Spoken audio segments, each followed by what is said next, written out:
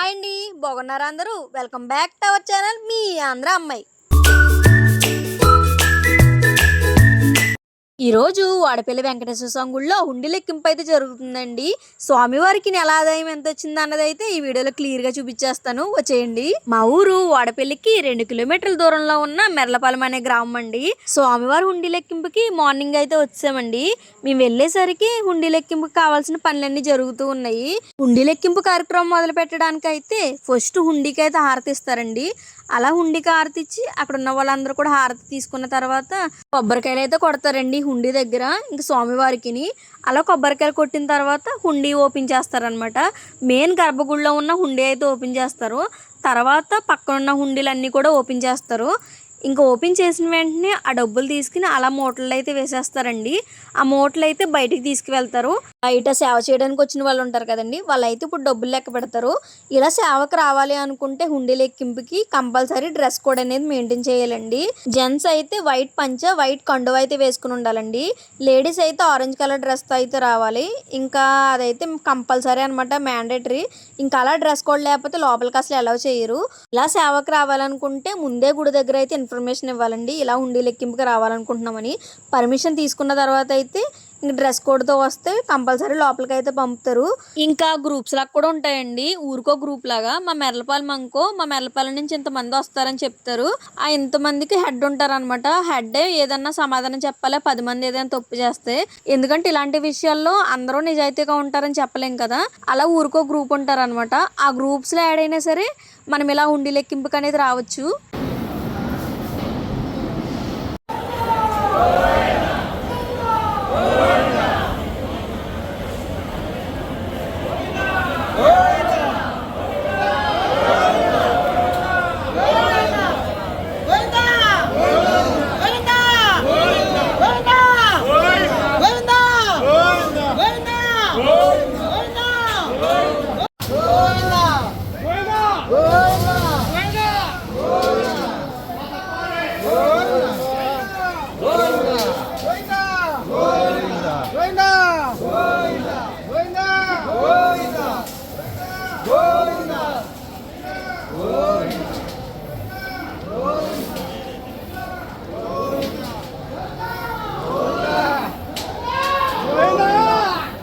అలా మూటలతో డబ్బు తెచ్చి ఈ మిషన్లో అయితే వేస్తారండి. ఈ మిషన్లో వేయడం వల్ల ఏంటి అంటే కాయిన్స్ నోట్స్ సపరేట్ అయితే అయిపోతాయి. మనం ఈజీగా అలా కాలిక్యులేషన్ చేసుకోవడానికి, లెక్క పెట్టుకోవడానికి కూడా చాలా ఈజీగా ఉంటుంది. ఇంకా అలా మిషన్లో వేసేస్తూ ఉంటారు. అది అలా జల్లిళ్ళలా ఉంటుంది అనమాట. పైకి కిందకి అలా అంటూ ఉంటే కింద కాయిన్స్ వచ్చేస్తాయి. కాయిన్స్ తీసేసి ఇంకా అదే సపరేట్ చేస్తారు. నోట్స్ అయితే పైన జెంట్స్కి అయితే పంపుతారండి. పైన అయితే జెంట్స్ నోట్స్ లెక్క పెడుతున్నారు. అక్కడ ఏంటి అంటే 10 రూపీస్ నోట్స్కి 10 రూపీస్ నోట్స్, 20 రూపీస్కి 20 రూపీస్ నోట్స్, అలా 50కి 50, 100కి 100 నోట్స్ అనేది సపరేట్ చేసిస్తారండి వాళ్ళంతే. ఇంకా వాళ్ళు నోట్స్ అనేది సపరేట్ చేసి ఇవ్వడం వరకే. ఇంకా లెక్క పెట్టుకుని కట్టలు కట్టుకోవడం అనేది పైన వేరే వాళ్ళు చూసుకుంటారు. మనం లెక్కింపుకి వెళ్తున్నామంటే మన ఫోను, డబ్బులు, మన దగ్గర ఉన్న గోల్డ్ అవేమీ కూడా లోపలికి అలౌ చేయనివ్వరండి. మనం వెళ్ళాలి అనుకుంటే కంపల్సరీ ఫోను, డబ్బులు, మన దగ్గర ఉన్న గోల్డ్ అవన్నీ కూడా ఒక సేఫ్ ప్లేస్లో పెట్టుకుని లెక్కింపులో కూర్చోవాలి. ఇంకా వాటితో కూర్చుంటానంటే అసలు పర్మిషన్ ఇవ్వరు. అవన్నీ ఒక ప్లేస్లో పెట్టుకుని అయితే లెక్కింపు దగ్గరికి రావాలి. లేడీస్ కాయిన్స్ లెక్క పెడతారండి. కాయిన్స్ అనేది ఎలా ఉంటుంది అంటే వాళ్ళకి కాయిన్స్ తెచ్చి మధ్యలో అలా వేసేస్తే వాళ్ళు ఏం చేస్తారంటే ఇంకా రూపాయికి రూపాయి, 2 రూపాయలకి 2 రూపాయలు, 5 రూపాయలకి 5 రూపాయలు, 10 రూపాయలకి 10 రూపాయలు సపరేట్ చేసి వేరే దాంట్లో అయితే వేస్తారు. ఇంకా వాళ్ళకి బకెట్స్ తీసుకుని వస్తారనమాట. బకెట్స్ దాంట్లో 10 రూపీస్ కాయిన్స్ వేసేస్తారు. 5 రూపీస్ ఉన్న బకెట్ అయితే 5 రూపీస్ కాయిన్స్ వేసేస్తారు. అలాగా కాయిన్స్ అనేది అక్కడ వాళ్ళు సపరేట్ చేస్తారు కింద లేడీస్ కూర్చుని. నేనైతే లెక్కింపుకి వెళ్ళక ముందే కొన్ని క్లిప్స్ అయితే తీసేసుకున్నానండి. ఆ క్లిప్స్తోనే మీకు ఇప్పుడు ఈ వీడియో కొన్ని చేస్తున్నాను. ఎందుకంటే ఫోన్ పట్టుకుని నేను అక్కడికి వెళ్ళి లెక్కిస్తానంటే అస్సలు ఊరుకోరు, పర్మిషన్ ఎవరికి ఇవ్వరు. ఇంకా అయితే నేను కొన్ని క్లిప్స్ తీసుకుని ఫోన్ అయితే సేఫ్ ప్లేస్లో పెట్టి తర్వాత అయితే వచ్చి లెక్కింపులో కూర్చున్నానండి. మేమైతే మా చిన్నప్పటి నుంచి కూడా ఈ స్వామి గుడికి వస్తూనే ఉన్నాము. మా చిన్నప్పుడు ఏంటంటే ఇంత డెవలప్ అవ్వలేదు. నార్మల్గా వాడపల్లి తీర్థం అని జరిగేది. ఆ తీర్థానికే పెద్ద మాకు ఏదో పండగలా ఉండేది అనమాట. తీర్థం ఎప్పుడు వస్తుంది, వాడపల్లి తీర్థం ఎప్పుడు వస్తుంది అన్నట్టు ఉండేది. చాలా హ్యాపీగా ఫీల్ అయిపోయేవాళ్ళు. ఇప్పుడు ఏంటంటే ప్రతి శనివారం తీర్థంలాగే ఉంటుందండి. చూస్తుంటే ఇంకా జన సముద్రమే అలాగే ఉంటుంది. శనివారం వస్తుంటే శనివారం స్వామిని దర్శించుకోవాలంటే అదొక పెద్ద పరీక్షనే చెప్పాలండి. మార్నింగ్ వచ్చి జనం చూసి మార్నింగ్ దర్శనానికి వెళ్ళడమే మానేసామండి. ఆ జనం చూసి భయం వేసేసి అయ్యో వాళ్ళ లైన్లో సేపు నుంచోవాలా అని ఏం చేస్తున్నామంటే ఈవినింగ్ 4కి ఫ్రీ అవుతుందండి కొంచెం. ఇంకా ఆ టైంని వెళ్ళి మనస్ఫూర్తిగా దర్శనం చేసుకుని అయితే వస్తున్నాము. మార్నింగ్ వెళ్తే మనం చూసినట్టు కూడా అనిపించదు, వెంటనే పక్కకి లాగేస్తారు. అలా కాకుండా ఈవినింగ్ వెళ్ళాము, కొంచెం ప్రశాంతంగా ఉంటుంది కాబట్టి ఈవినింగ్ అయితే వెళ్ళి స్వామిని దర్శనం చేసుకుంటున్నామండి. శనివారం ఇంకా జనం పెరిగాక ఇంక ఈవినింగ్ దర్శనం చేసుకోవడమే అలవాటు చేసుకున్నాం. ఇక్కడ కట్టలు చూసారా, అక్కడ సపరేషన్ చేసిన నోట్స్ అన్నీ ఇక్కడికి వస్తాయి. వీళ్ళైతే ఆ నోట్స్ అన్నీ లెక్క పెట్టి 10,000కి 10,000, 50,000కి 50,000 అలా వజ్జి పెట్టి అయితే ఒక పక్కకు పెడతారు. అవన్నీ లెక్క పెట్టి ఇంకా బ్యాంక్ దగ్గరికి అయితే తీసుకువెళ్తారు. స్వామిని దర్శించుకుంటా వచ్చిన వాళ్ళు డబ్బులే కాకుండా ముడుపులు కూడా వేస్తారు కదండి. ఆ ముడుపులు అయితే సపరేట్గా ఓ చోటకైతే తీసుకువెళ్తారు. ఆ ముడుపులు ఓపెన్ చేసేసి ఏమేమి ఉన్నాయి ఏంటి అనేది అయితే క్లియర్గా చూస్తారనమాట. అలా ఇప్పుడైతే ముడుపులు ఓపెన్ చేస్తున్నారు. ఒక ముడుపులో అయితే వెండి వస్తుంది, ఒక ముడుపులో బంగారం వస్తుంది, ఒక ముడుపులో ఓన్లీ డబ్బులే ఉంటాయి. అలా కొన్ని ముడుపులు ఉంటాయి కదా, అవన్నీ ఒక చోటకి తీసుకొచ్చి ఇప్పుడైతే ఓపెన్ చేసి పక్కనైతే పెడుతున్నారు. అక్కడ బంగారం వెండి కూడా సపరేట్ చేసి పక్కనైతే పెట్టారండి. ఈ వీడియో లాస్ట్లో బంగారం ఎంత వచ్చింది వెండి ఎంత వచ్చిందో కూడా క్లియర్గా మీకు చెప్తానండి. హుండీ లెక్కింపుకి అయితే చాలా దూరం నుంచే వచ్చారండి. దగ్గర ఊరోళ్ళే కాదు, దూరం ఊరోళ్ళు కూడా వచ్చారు.